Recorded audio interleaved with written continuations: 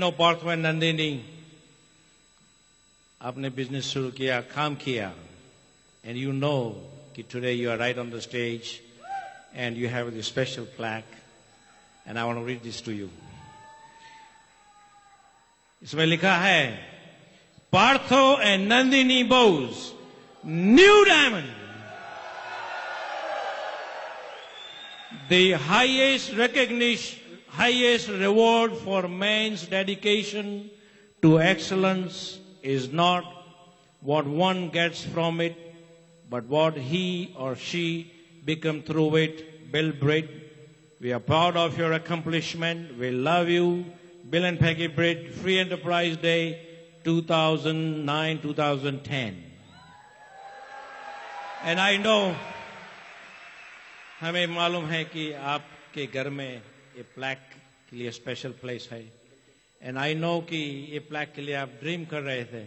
आज ये ड्रीम आपका सपना पूरा हुआ है. So here you go.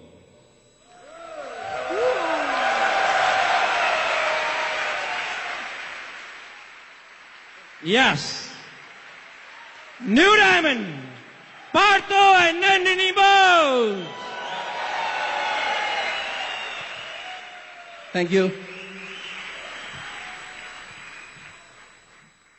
कहते ना कि मंजिलें मिल जाती हैं भटक कर ही सही, गुमराह है वो लोग जो घर से निकलते ही नहीं. मैं पार्थो बोस, एक्स बैंकर, आज बहुत एक्साइटेड हूं. जिंदगी में एक सपना था, मैं अपना स्टोरी बताऊंगा. मेरा एज सच कोई अपलाइन नहीं है, ये ब्रिट सिस्टम ही मेरा अपलाइन है. मैं शुरू से ये सोचता था कि हमारे कंट्री मेंटर कांति और लता जी मेरे हैंड रेजिंग करेंगे मेरे परफॉर्मेंस से. आज वो सपना मेरा पूरा हुआ. I am getting emotional. ये बहुत बड़ा सपना था हमारा. अगर सपने हैं तो हर चीज को पाया जा सकता है. बैकग्राउंड बहुत ही सिंपल है. बहुत ही एक सिंपल फैमिली से आए हैं. बैंक में जॉब करते थे. 82 में ग्रेजुएशन की और इमीडिएटली हमें बैंक में जॉब मिल गया, पंजाब नेशनल बैंक में. जिस समय जॉब मिला था उस समय जो मेरी एटीट्यूड थी, ऐसा नहीं था कि बहुत बड़े कोई सपने, ऐसा कुछ देखा ही नहीं था. तो जिंदगी में जो देखा था मैं वही पाना चाहता था. यही सभी के साथ होता है, मानते इस बात को? तो मेरे साथ भी ऐसा ही हुआ. और मुझे उस समय लगा कि बैंक का जॉब मिल गया, कि मुझे दुनिया जहान मिल गई, मेरे सारे सपने पूरे हो जाएंगे. मैं 2 4 5 प्रमोशन लेके चीफ मैनेजर, जनरल मैनेजर होके रिटायर हो जाऊंगा. स्पोर्ट्समैन थे अच्छे, बैंक के स्पोर्ट्स में भी आ गए. और बड़ी रुतबा थी मेरी बैंक में, बड़ा जलवा था, लोग मुझे जानते थे. तो सब कुछ समय बहुत अच्छी तरह पास हो रहा था. 84 में हम लोग की शादी हो गई. सपने देखते थे हम लोग और सोचते थे कि पता नहीं कब पूरा होगा. एक बहुत पहले एक हिंदी सीरियल आती थी, आपने देखा होगा, मुंगेरी लाल की हसीन सपने. तो कुछ ऐसा ही हालत हम लोग की भी थे. हम लोग सपने देखते थे और सोचते थे कभी पूरा होगा, लेकिन वो काम करके पूरा करना होगा ये मालूम नहीं था. और कहते ना कि जिंदगी में जब तक कोई एडवर्स इफेक्ट ना हो, कोई बुरा आपके साथ ना हो, तो वो टर्निंग पॉइंट बनती नहीं है. और यही मेरे साथ हुआ. 94 में मेरे घर में एक हादसा हुआ. हादसा ये हुआ कि 6 महीने के अंदर 4 मेजर ऑपरेशन हुए. 2 ऑपरेशन मां के हुए, हमारी दूसरी बेटी पैदा हुई सिजेरियन, और फादर का पैर टूट गया था, उनका ऑपरेशन हुआ. तो मेरे काफी पैसे खर्च हो गए. डिपेंडेंट के लिए इतना बैंक से रिएम्बर्समेंट मिलता नहीं है, तो बहुत सारा पैसा मुझे उसमें लगा. लोगों से लोन लेना पड़ा. मेरा एक मोटरसाइकिल था, मुझे उसे बेचना पड़ा. और कुल मिला के मैं बैंकरप्ट तो हो गया, लेकिन अपने फैमिली को सेव कर लिया. उस समय भी मुझे ऐसा लगता था कि मैं बैंक के जॉब में हूं, धीरे धीरे सब कुछ सेव कर लूंगा. उसी समय एक बहुत जबरदस्त टर्निंग पॉइंट मेरे लाइफ में आया. और वो बात मुझे उस समय तो नहीं समझ में आई, लेकिन बाद में समझ में आया कि वही मेरा टर्निंग पॉइंट है लाइफ का. मैं एक दिन घर से निकला, ऑटो पकड़ के मैं बैंक जाता था. मेरा एक एक्सीडेंट होते होते बचा. एक गाड़ी हुई तो नहीं, वो बिल्कुल छूती हुई निकल गई और मैं बिल्कुल रोड के किनारे आ गया. डर सा गया, एक धक सा मेरे मन में किया. और उस समय केवल एक ही सवाल मेरे दिमाग में आया. शायद भगवान ने यह सवाल जानबूझ के मेरे दिमाग में डाला था कि इस समय अगर तुम्हें कुछ हो जाता, इस समय अगर मुझे कुछ हो जाता, तो मेरे फैमिली, मेरे माँ बाप, मेरे बीवी बच्चे, इनका क्या होता? ये तो बिल्कुल सड़क पे आ जाते. तो मैं काफी डर सा गया इस बात से. लोग कहते थे कि तुम बैंक के जॉब में हो, सिक्योर हो, लेकिन मुझे लगने लगा कि मेरा बैंक का जॉब तो सिक्योर है, मैं कहां से सिक्योर हूं. तो मुझे लगने लगा कि कुछ करना पड़ेगा. इसका मतलब कोई भी इंसान अगर वो सिंगल हैंडेडली सिंगल डायरेक्शन से पैसा कमा रहा तो वो सिक्योर नहीं है, चाहे वो आईएएस हो, पीसीएस हो, सर्जन हो, कोई भी हो। तो उसके बाद मुझे लगने लगा कि कुछ करना चाहिए। पिताजी भी मुझे बार बार फोर्स करते थे कि बेटा डाइवर्सिफाई करो, डाइवर्सिफाई करो, डाइवर्सिफाई करो। मैं उनसे जब बहस करता था कि मेरी इतनी अच्छी नौकरी है, क्या जरूरत है, अच्छे पोस्ट पे था, क्या जरूरत है, लेकिन एक सवाल वो ऐसा करते थे जिसकी कोई जवाब मेरे पास नहीं था।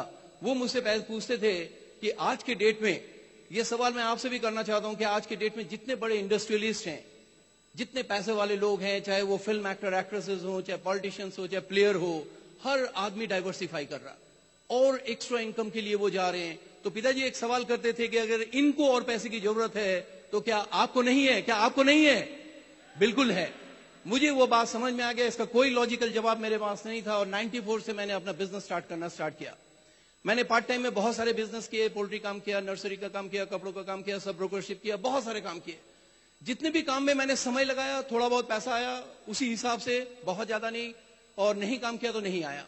तो मैं एक के बाद एक बिजनेस को बदल रहा था और करते करते 98 में, कहते ना कि जिंदगी में अगर कोई भी चीज आप दिल से उस चीज को पाने की कोशिश करें तो वो घटना आपकी जिंदगी में एक बार घटेगा जरूर। सवाल यह है कि उस चीज को आप पहचान पाते या नहीं पाते, ये आपके ऊपर है। 98 में मेरे बैंक में एक ऐसे इंसान आए जिनसे मैं एक ही बार जिंदगी में मिला हूं, उनसे मैं दोबारा कभी मिल ही नहीं पाया। मैं आज भी उनको ढूंढता हूं, उनको थैंक्स देने के लिए कि उन्होंने इतने अच्छी एक अपॉर्चुनिटी दी। उन्होंने मुझे एक बार मुझे समझाया, thanks to God, thanks to my brain, कि ये खुरपेची ब्रेन नहीं था, एक बार में ये बिजनेस मुझे समझ में आ गया और मैं इस बिजनेस में आ गया। वो मेरे लाइफ का बहुत बड़ा टर्निंग पॉइंट है। मैं जिंदगी में कुछ अच्छे काम किए। सबसे पहला कि मैं इस बिजनेस में आ गया। दूसरा काम, मैंने इस बिजनेस के चलते नौकरी छोड़ दी और मिसेस कहती हैं कि तुमने एक काम और अच्छा किया कि तुमने मुझसे शादी कर ली। तो ये कुल मिला के हमने 3 काम अच्छे किए और उसके बाद तो चैलेंजेस स्टार्ट हुए और शायद वो चैलेंजेस ना था तो मैं शायद आज इस जगह पे होता ही ना। एक पेज पे, जिस पेज पे मुझे प्लान दिखाया गया था, वही मेरा टूल्स था और कुछ नहीं था। ना तो मेरे लिए कोई प्लान दिखाने वाला था, ना मेरे लिए कोई फॉलो अप करने वाला था। जो कुछ करना था मुझे करना था। हाँ, मुझे इस बिजनेस से बहुत कुछ मिल सकता है, ये मुझे दिख गया था। कह रहा है कि जिंदगी में आगे बढ़ने के लिए हम कैसे पैदल चले ये जरूरी नहीं है, बल्कि हमें जिंदगी में जाना कहां है वो देखना ज्यादा जरूरी है। हम किसके लिए दौड़ रहे हैं लाइफ में ये मालूम होना चाहिए। आपने सुना होगा ना वो स्टोरी, एक बार एक जंगल में एक कुत्ते ने एक खरगोश को देखा और उसको दौड़ा दिया पकड़ने के लिए। खरगोश दूर से बहुत तेजी में आगे भाग रहा था, कुत्ता उसके पीछे दौड़ रहा था उसको पकड़ने के लिए। वो दाएं बाएं भागते भागते भागते उसको अपना बोरो दिख गया, उस बिल के अंदर वो घुस गया। कुत्ता बाहर जाके ब्रेक लगाता है और हाँपता है। अंदर खरगोश मुड़ता है और उसे कहता है, क्यों कुत्ते जी, मुझे पकड़ नहीं पाए?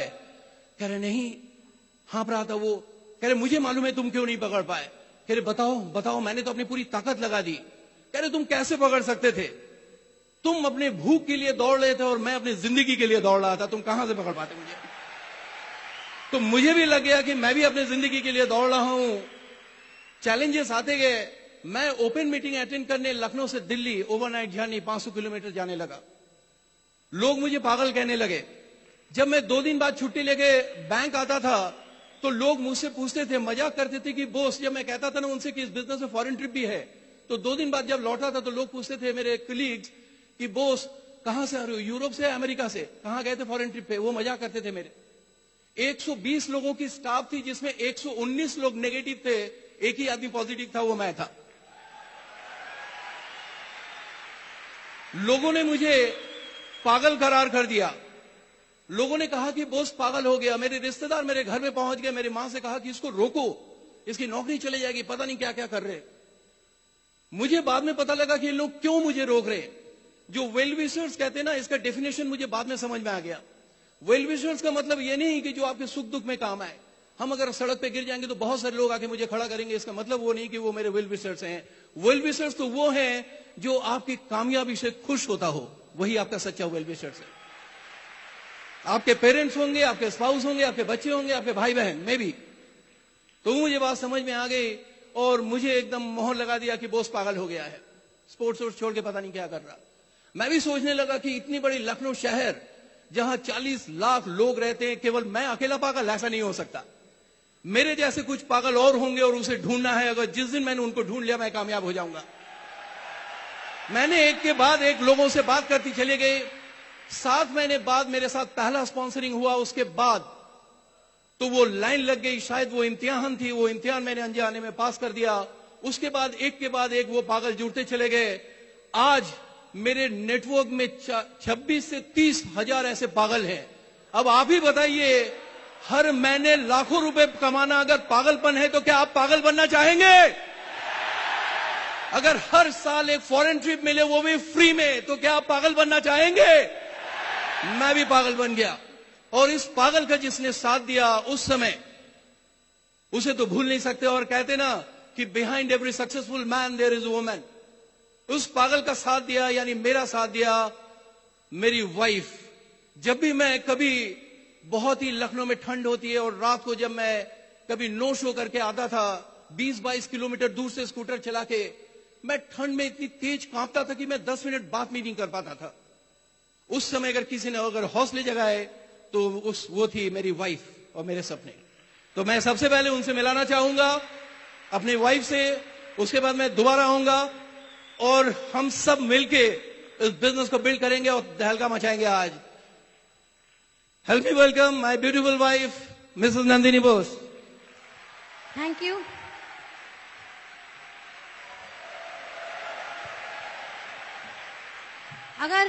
अगर इस बिजनेस को बिल्ड करना है, जैसे मिस्टर बोस का पागल बना जरूरी है, और पागल और पगली जब मिलते हैं तो कहर बरपा होता है।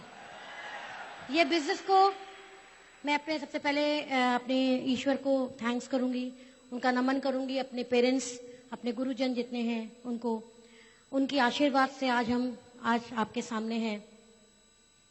मेरा जो फैमिली बैकग्राउंड है बहुत मिडिल क्लास से मैं आई हूँ, और मेरे फादर फार्मास्यूटिकल कंपनी में थे और काफी कर्मठ और ईमानदार इंसान थे, तो वो जज्बा हमारे अंदर था। मेरी माँ भी बहुत ज्यादा सैक्रिफाइसिंग नेचर की थी, तो एक मिला जुला जैसा एक मिडिल क्लास फैमिली होता है, बिल्कुल वैसा ही फैमिली था। मैं अपने माँ बाप की 2 संतानें, हम लोग, मेरे बड़े भाई साहब और मैं, लेकिन हमारे खानदान में इस बिजनेस में कोई नहीं है। मेरे मायके वालों से कोई बात नहीं, फिर भी आप डायमंड जा सकते हैं। लेकिन बस इतना ही कहना चाहूंगी कि जब मेरी 18 साल की उम्र हुई तो पेरेंट्स ने मेरी शादी कर दी। ग्रेजुएशन के फर्स्ट ईयर में थी तब मेरी शादी हो गई। शादी होने के बाद पता लगा कि जिंदगी की सच्चाई क्या होती है, और जब घर आई तो मेरे हस्बैंड को मेरे पास बिल्कुल समय नहीं था मेरे लिए। और समय ऐसा भी नहीं था कि जब शादी के 1 महीने बाद जब लोग हनीमून पे जाते हैं तब ये मुझे छोड़ के दिल्ली चले गए। लेकिन मैं भी बहुत जिद्दी थी, मैंने कहा नहीं, मैं मांगूंगी नहीं, मेरा हक मुझे जरूर मिलेगा। मैंने अपना सारा ध्यान अपने इन लॉज और घर के बच्चों पे लगा दिया। इन्हीं दौरान मेरे 2 बेटियां हुई, प्रणया और उन्नति। आज वो काफी बड़े हो चुके हैं। 15-16 साल मेरे ऐसे ही निकल गए। घर गृहस्थी जैसे आम हिंदुस्तानी एक हाउस वाइफ का दिनचर्या होती है, मेरी बिल्कुल वैसी भी थी। लेकिन उन्हीं के बीच में मुझे कोई चीज ऐसा था जो मैं इसके लिए छटपटा रही थी, वो था मेरा नाम नंदिनी। उस नाम को मेरे पेरेंट्स से बहुत चाव से रखा था। हो सकता है उसका कुछ बहुत सारे मतलब है नंदिनी के, मेरे मतलब से वो नाम मुझको वापस मिलना चाहिए, और वो कहीं नहीं दिख रहा था। क्योंकि मैं जॉब में करना नहीं चाह रही थी, क्योंकि मैं अपने फैमिली से बहुत ज्यादा अटैच थी। उनको समय देते हुए मैं कुछ ऐसा ढूंढ रही थी कि जिसमें मेरा नाम मिल जाए और मेरा पति का समय मिल जाए। Thanks God.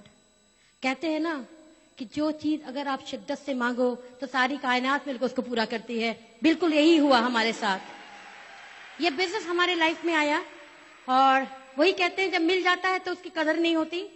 फिर ऐसा ही कुछ मेरे साथ भी हुआ। लेकिन मैं इसी तरह के एक फंक्शन में गई, वहां पे जब मैंने इस प्रोग्राम को सुना, वहां पे जो स्टेज पे लेडी खड़ी थी उनके बारे में जब जाना, वो जितनी भी ऑड सिचुएशन से निकल के आके इस बिजनेस को बिल्ड कर रही थी, मुझे लगा अगर वो कर सकती तो मैं क्यों नहीं कर सकती। और वो दिन है और आज का दिन है, मैंने कभी पीछे मुड़ के नहीं देखा। मैंने सारे प्रोडक्ट्स कैटेगरी में मास्टरी की। मिस्टर बोस से लोगों को प्लान शेयर किया तो मैंने प्रोडक्ट शेयर किया।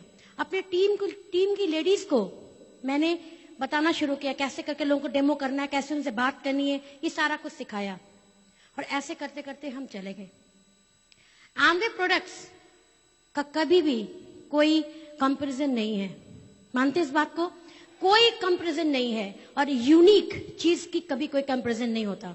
अगर आप एम्वे प्रोडक्ट का कंपैरिजन करते हैं तो आप उस एम्वे प्रोडक्ट का साथ में अपने आप का इंसल्ट करते हैं। इस गट्स के साथ मैंने इस बिजनेस किया कि कोई नहीं है मार्केट में, कोई नहीं है दुनिया में, कोई प्रोडक्ट नहीं है जो एम्वे के बराबर आ सके, कोई दुनिया में सिस्टम नहीं है जो ब्रिट वॉलमार्ट के साथ आ सके, कोई नहीं है। यूनिक यूनिक यूनिक इस तरह के सिस्टम एंड प्रोडक्ट के साथ, इस एम्वे बिजनेस के साथ हमने बिजनेस को बिल्ड करना शुरू किया। देखते देखते हमारे बहुत सपने पूरे किए। इस तरह के फंक्शंस में गई क्योंकि हमें अपने आप को दुनिया के नेगेटिव से बचाने के लिए अपने आप के ऊपर एक प्रोटेक्शन का ऑरा लगाना है, और वो इस सिस्टम ने किया, इस ब्रिट फंक्शंस ने किया। मैं, क्योंकि हम लेडीज के साथ दिन भर में इतने सारे चैलेंजेस, इतनी सारी नेगेटिविटी हमें झेलना पड़ता है कि हमें अपने आप को एक पॉजिटिव गोला बना के रखना पड़ेगा, और यही है वो जगह जहां पे हम उसको बना सकते थे, और मैंने अपने आप को बनाया। ऐसे इन छोटे बड़े चीजों को करते करते हमने अपने बहुत सारे सपने पूरे किए, बहुत सारे। मेरी बेटी न्यूजीलैंड का सपना था, उसको स्टडी करने जाने का, उसको पूरा किया। मुझे साड़ियों का, जेवरों का बहुत शौक है। एक वक्त वो था जब मुझे एक वार्डरोब, मेरी साड़ियां आराम से आ जाती थी। आज 5-6 वार्डरोब हैं जहां पे मेरे कपड़े कम पड़ जाते हैं, अलमारी खोलो सब सर पे गिर जाता है। ये हाल है इस समय। वो सारा सपना पूरा हुआ। मेरे हस्बैंड का टाइम मुझे मिला, मेरा नाम मुझे वापस मिला, जिसके लिए मैं छटपटा रही थी। इस सिस्टम, इस बिजनेस के अलावा आज यहाँ पे बैठे जब मेरा नाम बुलाया जा रहा था, मैं कैसे खड़ी हो रही थी मैं नहीं बता सकती। किस सालों से, कितनी युगों से मुझे लग रहा था मैं इस चीज की मैं प्यासी हूं कि आज मुझे वो वापस मिला। Thanks to this system, thanks to this business. मुझे मेरा हस्बैंड का बहुत टाइम मिला, और हस्बैंड का टाइम पाने के लिए सबसे अच्छा तरीका है कि उनके साथ लटक लीजिए, जहां प्लान भी करने जाए चले जाइए, टाइम अपने आप मिल जाएगा। मैंने यही किया। साथ में बिजनेस बिल्ड करने का यही सबसे बड़ा मजा है। हमारे पास सिर्फ 2 रास्ते थे, या तो हम सपने देखते और सपने देखने के बाद फिर से सो जाते, या उन सपनों को पीछा करते। हमने पीछा करना ज्यादा समझा, क्योंकि हमारे सपने इतने स्ट्रांग थे कि बिना पीछा किए उनको हासिल नहीं कर सकते थे। हमने बिल्कुल यही किया। करते करते बहुत आगे बढ़े हम लोग बिजनेस। आज हम आपके सामने हैं। बस मैं आपसे सिर्फ इतना ही कहूंगी कि इस सिस्टम पे, इस ब्रिट प्रोडक्ट्स पे भरोसा रखिए। जी हाँ, जहां पे भी आप हैं, जहां पे भी आप काम कर रहे हैं, जहां पे भी हम काम कर रहे हैं, हम यहाँ पे आ सकते हैं। इस स्टेज का जो वाइब्रेशन है ना, ये सर से लेके पांव तक दौड़ रहा है। मैं अभी तक मेरे पांव कांप रहे हैं। मैं सच्ची कह रही हूँ, मैं सच्ची कह रही हूँ। मैं इस एहसास को मैं बयान नहीं कर सकती, इसको तो महसूस करने वाली चीज है। बस इतना ही कहना चाहूंगी। कहना तो बहुत कुछ है, लेकिन मैं सब भूल गई। इसके लिए मुझे माफ करिएगा प्लीज। फिर नेक्स्ट टाइम मैं जरूर कहूंगी। बस इतना कहना चाहूंगी कि जिंदगी आपको बहुत तकलीफें देगा, कोई फर्क नहीं पड़ता। आपको हजारों कारण देगा जिंदगी रोने के लिए, बस, लेकिन लाखों कारण देगा हंसने के लिए भी। उन लाखों कारणों में से अपने कारण ढूंढिए, अपना कारण ढूंढिए, अपने बच्चों की आंखों में देखिए, आप ही बिजनेस कर ले जाएंगे। बस आज हम यहां पर आते हैं, जिस बच्चों को रोता छोड़ के हमने इस बिजनेस को बिल्ड किया, उन बच्चों की आंखों में आज हम अपने प्रति गर्व महसूस करते हैं। This is the business. Thank you diamond, thank you, God bless you and go diamond. मेरे हस्बैंड ने मुझे ब्यूटीफुल वाइफ कहा है, तो मैं भी कहना चाहूंगी मेरे हैंडसम हस्बैंड, मेरे ऋतिक रोशन, मेरे अभिषेक बच्चन, जितने सारे हीरो हैं, जितने हैं हंग्स हैं, सारे न्यौछावर इन पर मैं उनको बुलाऊंगी जोरदार स्वागत के साथ। मेरे हस्बैंड, एक बात मैं बताना भूल गई, सिंगल बात मुझे याद आ गई, मैं बता दूं, बाद में फिर भूल जाऊंगी। एक बात बता दूं, मेरे हस्बैंड ने कहा था कि मैंने तुम्हें डायमंड पहुंचा दिया है, अब बाकी के रास्ते तुम संभालो, वहां तक मुझे ले चलो, इसलिए अब ये आराम करते हैं, मैं काम करती हूँ। Thank you very much. Thank you, awesome. आपने सुन लिया, आपको अंदाजा होने लगा होगा कि हम लोग आज यहाँ पे क्यों हैं। तो स्टोरी हमारी वहीं से स्टार्ट हुई, और मैं, क्योंकि अपलाइन ना होने के कारण मैं दिल्ली जाने लगा, और इस ब्रिट सिस्टम को मैंने अपने अपलाइन बना दिया। वैसे मेरे अपलाइन, जिनको मैं बहुत रेस्पेक्ट करता हूं, वो और क्यों नहीं, मिस्टर मिसेस ल्यू रिगन। ये मेरा अपलाइन है। उन्होंने मुझे इस सिस्टम के साथ प्लग कर दिया। That is bread for white system, एक पावरफुल सिस्टम। यहां जो लीडर्स आप देख रहे, मेंटर्स, मैं इन्हीं को सुनता था, इनको मालूम ही नहीं कि इनको सुन सुन के आज मैं यहां पे पहुंच गया।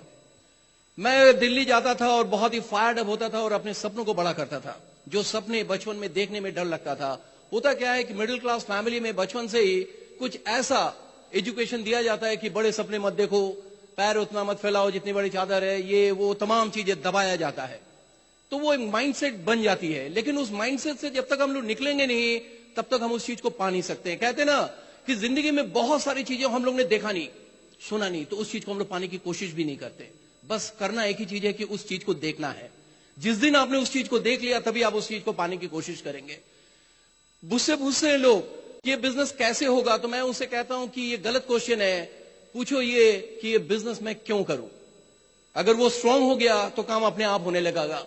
जैसे मैं अगर आप लोगों से एक छोटी सी बात पूछूं, बात कहूं आपसे, तो क्या जवाब देंगे? अगर मैं कहूं कि यहां से मुंबई की सड़क बहुत अच्छी है, बहुत खूबसूरत सड़क है, आप पैदल चले आइए, तो कितने लोग जाएंगे? मुझे नहीं लगता कोई जाएगा। लेकिन उसमें एक कारण जोड़ दीजिए कि जाने पे 1 करोड़ मिलेगा, तो कितने लोग जाएंगे? मैं तो जाऊंगा। उस समय कहा जाए कि सड़क बहुत खराब है तो क्या आप मना कर देंगे? अगर उस समय कहा जाए कि रास्ता नहीं मालूम तो क्या आप मना कर देंगे? ना, आप फिर भी ढूंढेंगे उसे। जिंदगी में आगे बढ़ने के लिए कारण होना चाहिए।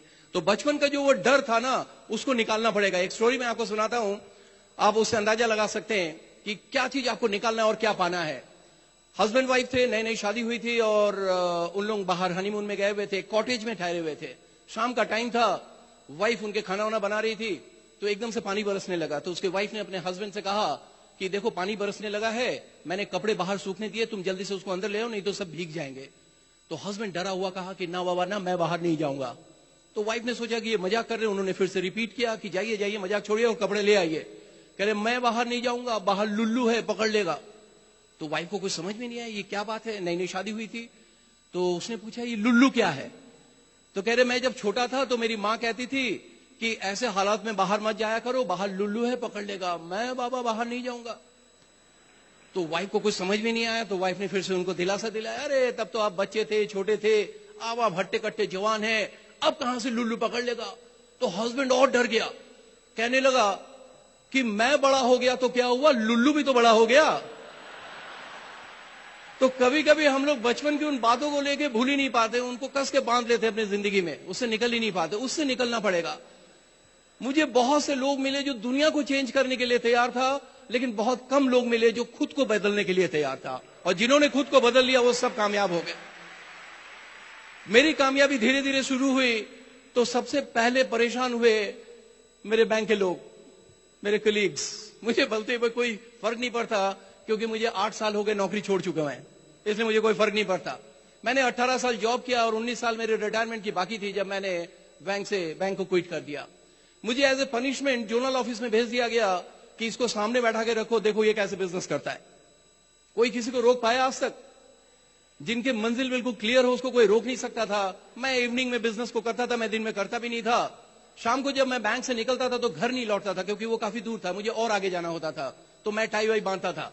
तो लोग परेशान होते थे कि तुम घर जाते हो तो टाई बांध के क्यों जाते हो? तो हमने कहा एक दिन तुम बैठ के प्लान समझो, तुमको भी समझ में आ जाएगा, तुम भी टाई बांधने लगोगे। तो खैर उन लोगों ने तो ना देखा प्लान ना समझा और मेरे ऊपर सख्ती बढ़ती चली गई। मैं एक दिन छुट्टी लेता था तो मेरे घर में टेलीग्राम पहुंचता था कि क्यों छुट्टी लियो, क्यों नहीं एक्शन ले लिया जाए और तमाम बातें। फिर मेरे ऊपर हुआ कि बॉस फोन नहीं छुएगा, इधर नहीं झांकेगा, वो नहीं करेगा, तमाम चीजें। तो मैंने मोबाइल ले लिया और 98 में एक बड़ा सा मोबाइल आता था 5110, और वो मैं बाहर यूं लटका के घूमता था। बड़ा था, पेट जेब में रख नहीं सकता था, जेब फट जाएगा इतना वजन था उसका। तो उस पर भी उन लोग नाराज हो गए कि मोबाइल को जेब में रखो, बाहर क्यों लटका के रखे हो, हम लोग को दिखाने के लिए। खैर ये सब बातें चल रही थी, तमाम बातें, और मैं इरेगुलर हो रहा था, विदाउट पे हो रहा था। तो एक दिन मैंने जाके अपने जो पर्सनल मैनेजर थे, बहुत अच्छे इंसान थे, उनको मैंने ऑफर दिया कि सर ऐसा करिए कि इरेगुलरिटीज पे मुझे सस्पेंड कर दीजिए, इस पे अगर कोई खर्चा पानी है तो वो भी मैं करने के लिए तैयार हूं। उन्होंने जाके अपने जोनल मैनेजर से कह दिया कि बॉस तो कह रहा सस्पेंड कर दो, उसको तो डर ही नहीं है।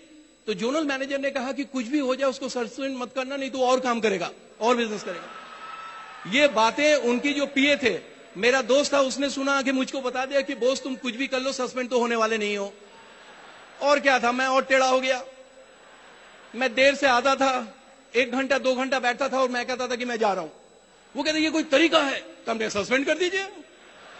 वो सस्पेंड करते नहीं थे और मेरा इसी बीच में बिजनेस चलने लगा।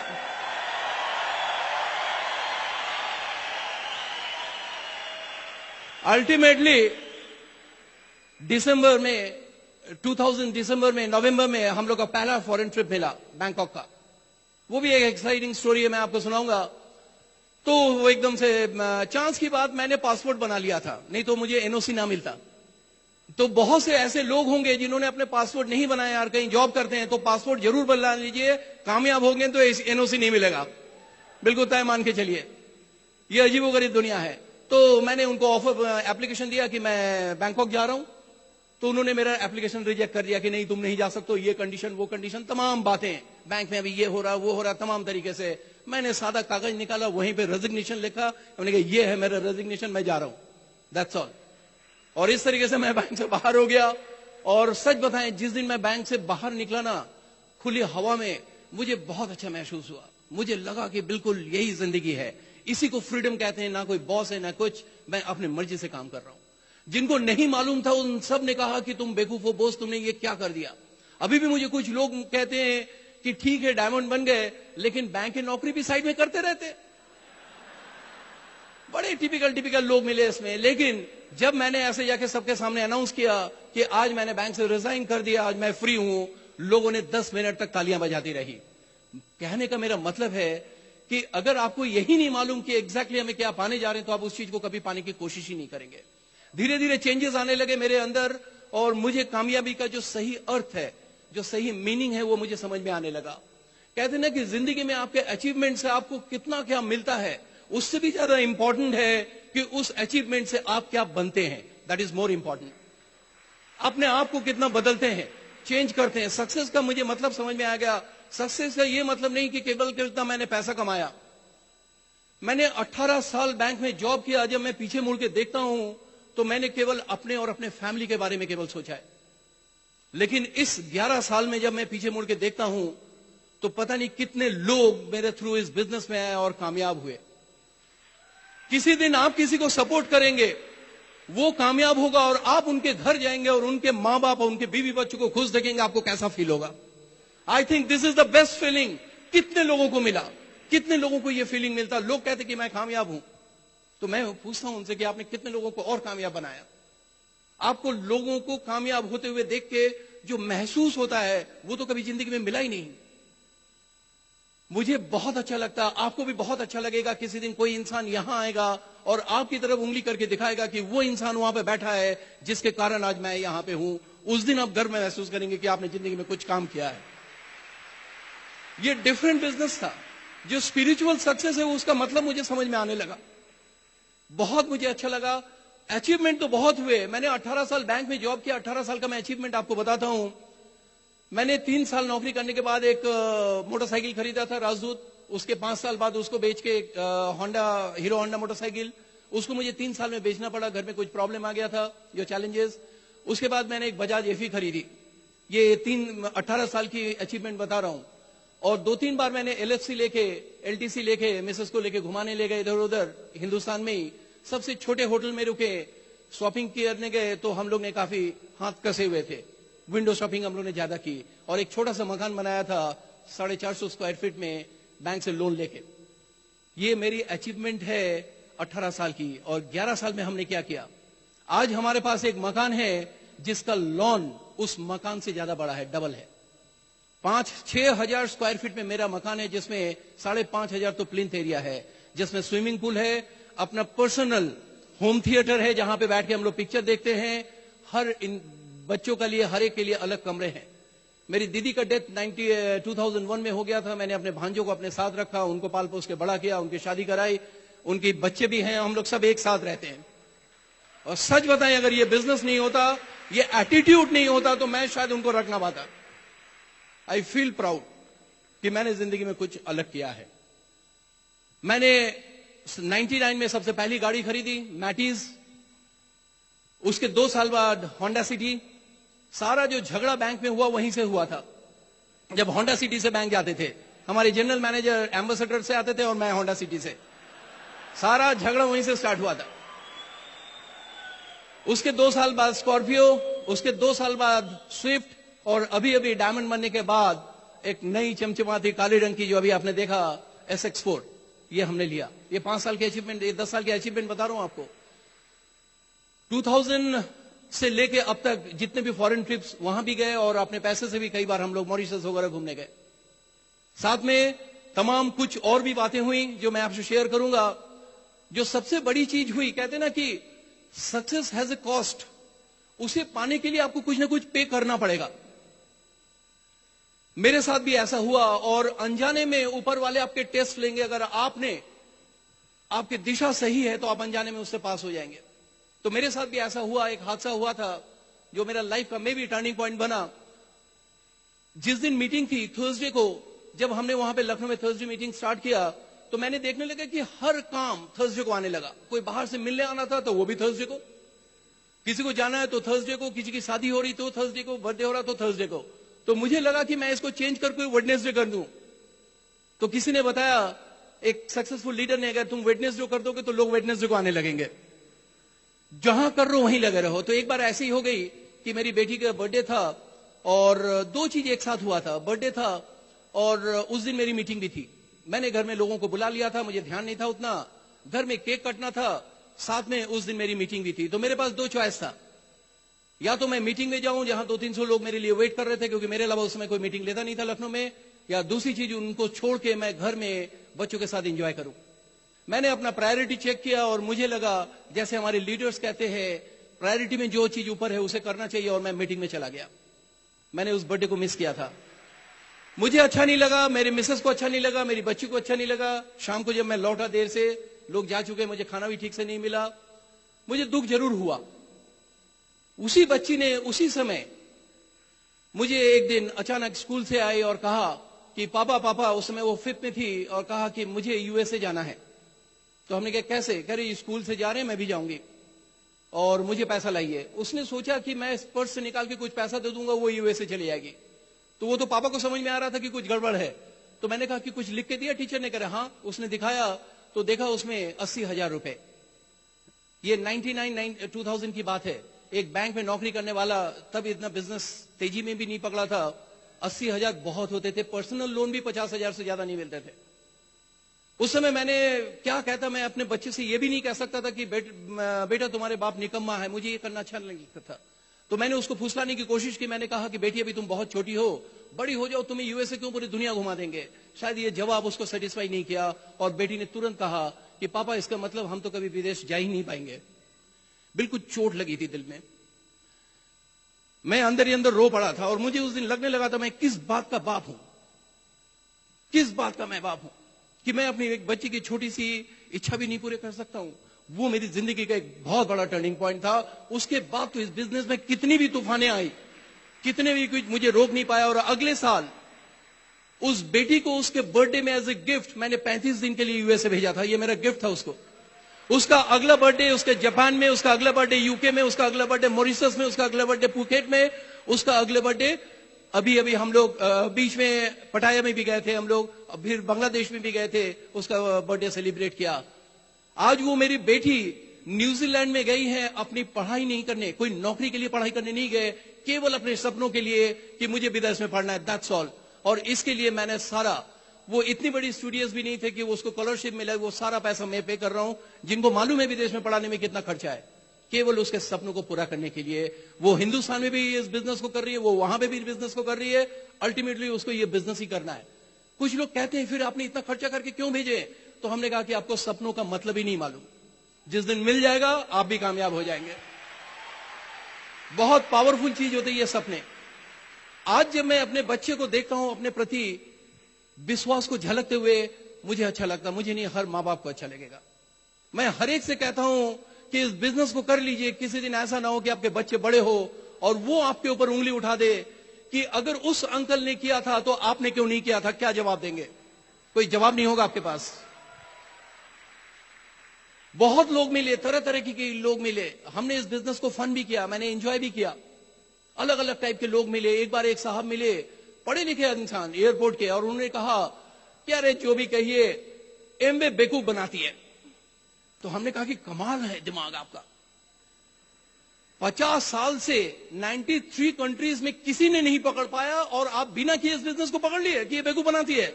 हमने कहा आपका तो फोटो नोबेल प्राइज में जाना चाहिए। हमने कहा कमाल का दिमाग है। तो हंसने लगे, हैं। हमने कहा हंसने वाली बात नहीं है, आप अगर 7th में पढ़ रहे होते तब तो आपकी बात में दम था। हमने कहा ऐसी बात है, आपके मुंह से शोभा नहीं देता है। तो लोग मिले, एक बार एक को मैं प्लान दिखाया और सब समझाया कि डायमंड बिजनेस ये है, डायमंड में ये इनकम है, और आपको साल में 2-2 बार फॉरेन ट्रिप मिलेगा। तो थोड़ा सीरियस हो गया, तो कहने लगे कि इतने फॉरेन ट्रिप मिलेगी तो छुट्टी कहां से मिलेगी।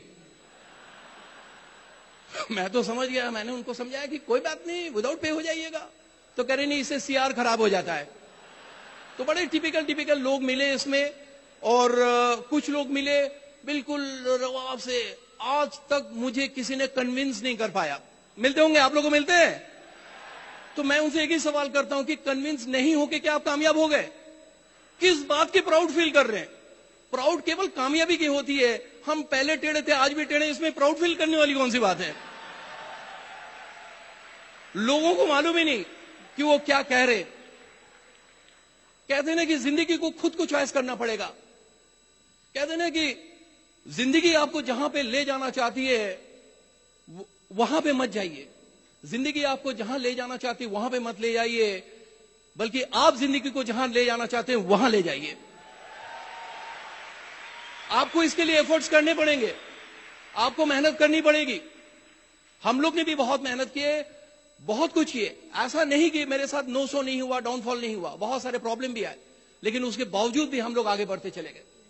कभी कोई रोकने की कोशिश, कभी रुकने का मतलब ही नहीं बनता था, क्योंकि सपने इतने हैं, बहुत बड़े बड़े सपने हैं। आज उस सपनों को हम लोग एंजॉय कर रहे हैं। बहुत कुछ तो था कहने के लिए आप लोग के पास, लेकिन वही है ना कि टाइम की कमी है।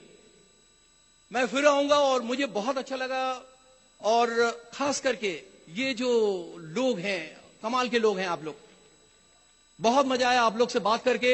हाँ, एक दो चीजें मैं आपको जरूर कहना चाहूंगा। जब पहली बार हम लोग यहां से विदेश गए थे, बैंकॉक में, उस समय बहुत सारे लोग हमारे साथ यहां पे भी थे। वो हम लोग का लाइफ का पहला फॉरेन ट्रिप था। मेरी बेटी उससे पहले जा चुकी थी, लेकिन हम लोग के लिए वो पहला फॉरेन ट्रिप था, और हम लोग काफी एक्साइटेड थे। मिसेस ने कहा, हम लोग 5 लोग हमारी टीम से सिलेक्ट हुए थे, और हम लोग ने कहा कि सब कुछ नया होगा। तो हम लोग बैंकॉक में गए, हर चीज सूट बूट नया सिलवाया, जूते से लेके ऊपर तक। मतलब जाने से पहले काफी पैसा यहीं खर्च कर डाले। और जिस दिन हम लोग को लखनऊ दिल्ली से फ्लाइट था रात के 11 बजे, उस दिन हम लोग 9 बजे दिल्ली पहुंचना था। तो एक दिन पहले भी हम लोग पहुंच सकते थे, लेकिन हम लोग 2 दिन पहले ही निकल पड़े दिल्ली के लिए। एक्साइटमेंट थी ना, अगर कहीं ट्रेन में कुछ हो जाए तो पैदल भी पहुंच जाएं, छूटने ना पाए फ्लाइट। तो सुबह एक दिन रुके वहां पे, फिर अगले दिन ये था कि हम लोग शाम को, पहले ये था कि हम लोग 7-8 बजे टैक्सी से निकलेंगे, एयरपोर्ट में 9 बजे तक पहुंच जाएंगे। लेकिन दोपहर में लंच करने के बाद ही मन में खलबली मचने लगी, और हम लोग उसी समय टैक्सी पकड़ी और पहुंच गए। कि फिर वही कि अगर रास्ते में टैक्सी में कुछ गड़बड़ हो जाए तो पैदल ही पहुंच जाए। और अल्टीमेटली जब वहां पे पहुंची उतनी जल्दी, तो देखे एमवे के लोग पहले से वहां पे बैठे हुए। तो उनको देख के बड़ा एम्बैरेसिंग सा हुआ कि क्या सोचेंगे लोग, बेवकूफ कहां से आ गए। तो हम लोग ने कहा कि ऐसी बात नहीं, बिल्कुल बगल में उतरे थे, वहां गर्मी हो रही थी, तो सोचे अंदर आके बैठे। तो उन्होंने कहा कि ऐसी कोई बात नहीं, आप लोग से भी पहले कुछ लोग बैठे हुए। तब लगा दुनिया में हम ही लोग नहीं, हम लोग से भी बड़े बड़े लोग हैं। तो खैर बहुत एंजॉय करते हुए हम लोग या बैंकॉक पहुंचे वहां पे। तो वहां पे बिल्कुल सेम, हिंदुस्तान में आप बाहर निकले तो कैसे अपने जैसे चेहरे, वहां पे गए तो बिल्कुल डिफरेंट चेहरे। और लेकिन फिर भी लगता था कि हम लोग तो बहुत स्मार्ट आदमी हैं। तो जब हम लोग को वहां पे की मिला उसका रूम का, उसने लेडी ने कहा कि चलिए मैं आपको ले चलती हूं। तो हमने कहा नहीं नहीं, लिफ्ट में जाना है, उसमें करना क्या है, उसमें इतना बेवकूफ थोड़ी हो, लिफ्ट का बटन दबाएंगे, उस फ्लोर में जाके रुकेंगे। ऐसा ही किया, लेकिन लिफ्ट रुकी नहीं, एकदम ऊपर तक चली गई। तो हमें लगा कोई मैकेनिकल फॉल्ट, फिर मैंने वहीं दबाया, फिर नीचे 2-3 बार संटिंग करने के बाद बाहर आ गए, और जाके उन पे चढ़ बैठे कि भैया आपका लिफ्ट खराब है, आप लोग पता नहीं कैसे कैसे रखते हैं। तो सब हंसने लगी, और बैंकॉक में तो सब लेडीज सब हंसने लगी। और वो आई और एक जो हमें कार्ड मिला था कि उसको एक स्लीव के अंदर डाला, वो जाके अपने आप रुक गई। करते क्या हैं करते, झेम तो गई थे, करते करते बाहर आ गए। उसके बाद तो एक एक चीज को छूते थे तो डर के, इसके बावजूद भी हम लोग डायमंड बन गए।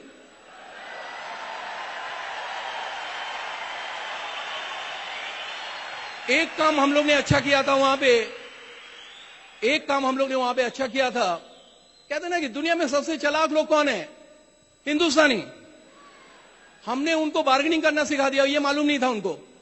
हम लोग जाके वहां पे पूछते थे इशारे से, तो वो कैलकुलेटर निकालती थी 100 बात। हमने कैलकुलेटर छीन के -50, उसने +25, हमने -15, 60 पे तय हो गया। उनको मालूम ही नहीं पड़ा, हमने आके सबको बता दिया। कुछ लोग तो इतने एक्साइटेड थे, उनके लिखने से पहले ही छीन के अपना। तो हम लोग ने खूब एंजॉय किया।